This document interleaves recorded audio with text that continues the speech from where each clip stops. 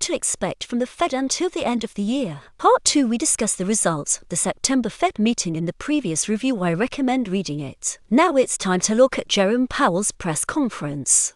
The Fed chair made a few important and interesting remarks. First, Powell stated that the impact of import tariffs on inflation may be short-lived. Second, Mr. Powell said that the main blow from the trade war would be felt by companies that stand between exporters and end consumers. Here, I must disagree with the Fed chair, since all retailers and manufacturing companies, without exception, always pass additional costs on to end consumers. No business will operate at a loss for long. Ultimately, it's American businesses and consumers who will bear the cost of Trump's tariffs. Third, Powell admitted he has no idea what shape the U.S. economy will be in 3 years from now, a thinly veiled reference to the length of Donald Trump's presidential term. You might even take this as a jab at the U.S. president, who, for his part, never hesitates to voice his criticism. With this comment, the Fed chair seemingly hinted that the economic situation could worsen significantly and that Trump would bear responsibility. Fourth, according to Powell, even though the unemployment rate has been rising over the past year, it remains quite low. The economy has gone through many darker times and is generally coping well with new challenges. Fifth, Powell stated that there was no support within the Fed for a 50 basis point rate cut, conveniently forgetting about Steve Mnuchin's vote. The entire Fed welcomed a new governor, as is always the case. Taking all this into account, Powell sent a clear message to the markets. Mnuchin is considered an odd man out by the committee. Mnuchin can vote for a 2-rate cut if he likes, but all the other governors are still loyal to the Fed's mandate and continue making balanced decisions based on economic data. The Fed still isn't going to rush things or follow a predetermined pace of policy easing. Decisions will be made meeting by meeting, without being tied to previous outcomes. In my view, the Fed's stance at the September meeting hasn't changed.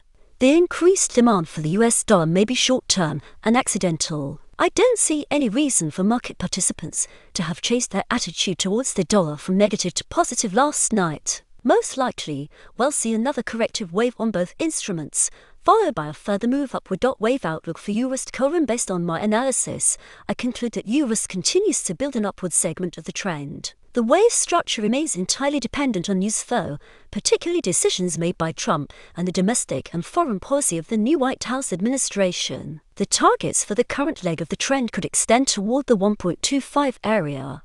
The news background remains the same, so I'm staying long, despite the first target near 1.1875, which corresponds to 161.8 Fibonacci already being worked out. By year-end, I expect the euro to rise to 1.2245, aligning with 200.0 Fibonacci. Wave outlook for GB Pust: the wave pattern for GB Pust remains unchanged.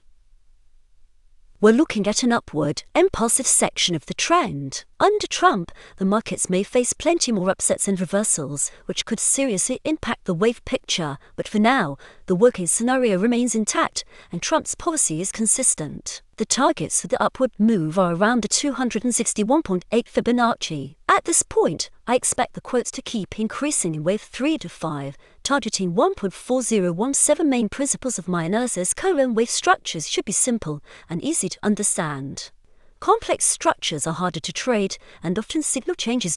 If you aren't confident in what's happening on the market, it's better not to enter. There can never be 100% certainty about market direction. Always use protective stop-loss orders.